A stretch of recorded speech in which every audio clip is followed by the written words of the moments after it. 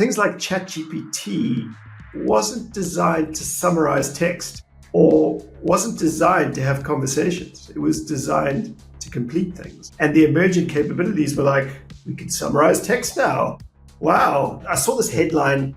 Researchers at Amazon have trained a new large language model for text-to-speech that they claim exhibits this sort of emergent ability. And it kind of got me wondering what exactly those emergent abilities are in more depth. Really, I guess, how much of a black box are these models? Like, if these things are just, these abilities are coming out of nowhere, what don't we know about them? So the news article I was looking at was around this base TTS model, which was a 980 million parameter model. And it's sort of the largest text-to-speech model that's been created to date. And now the folks at Amazon trained models of varying sizes on public domain speech data of up to 100,000 hours. And what was interesting is that they found their medium-sized 400 million parameter model that was only trained on 10,000 hours of audio.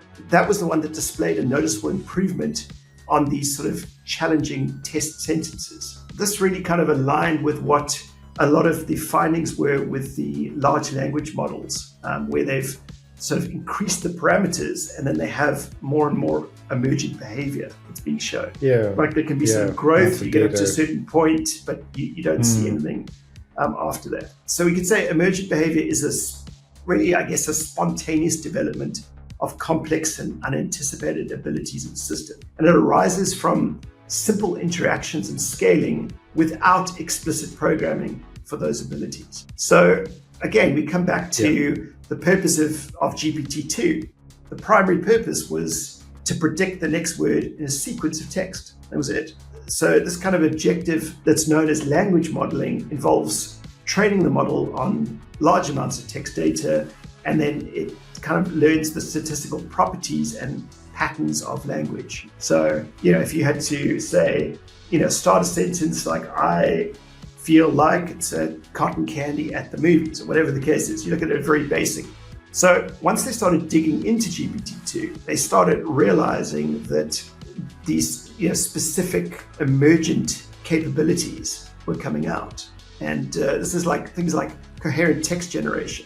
So even though it was only trained with the sort of simple objective of predicting the next word, it could almost generate coherent and contextually relevant text over long passages of text, which is pretty amazing. And also something called transfer learning, so ability to perform various natural language processor tasks like summarization and translation without being given any tasks for that, which is fascinating. And then one of the most sort of surprising, or I don't know whether the word would be sensational, shocking emergent capabilities of these large language models was sort of shown particularly in GPT-3 was its ability to perform what's called few-shot and zero-shot learning. So few-shot learning is where you give a model, and this is often through prompting, specific tasks looking for the completion. So I'm going to use, they had some examples that used French. I can't speak French, so I'm going to do some Afrikaans translation. So imagine you prompted with few-shot learning. You said, right, translate from English to Afrikaans. You said,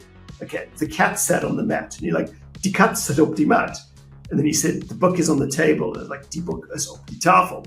But now you would say, all right, tell me what, I've prompted you with few-shot learning. Do you know what I'm asking you to do? So you said, all right, the dog barks. And the model would go, well, die hond blaf. So it's really interesting that it hasn't been trained for that at all, but you start giving it few shots and it's like, oh, I know what you're asking for. I can do that for you. But then what's even more surprising was the zero-shot learning. So the ability to perform tasks like that without any specific examples. So you give it the text to translate. It's like, cool, I know about translation. I know what you need me to do. And bam, it's, so, it was so sort of surprising they really, despite the sort of, they gave it specific sort of content to learn, specific architecture, but again, it comes back to, it was never programmed to do that. And they're just these things that in each sort of, as the parameters are boosted, these emergent abilities or capabilities surface.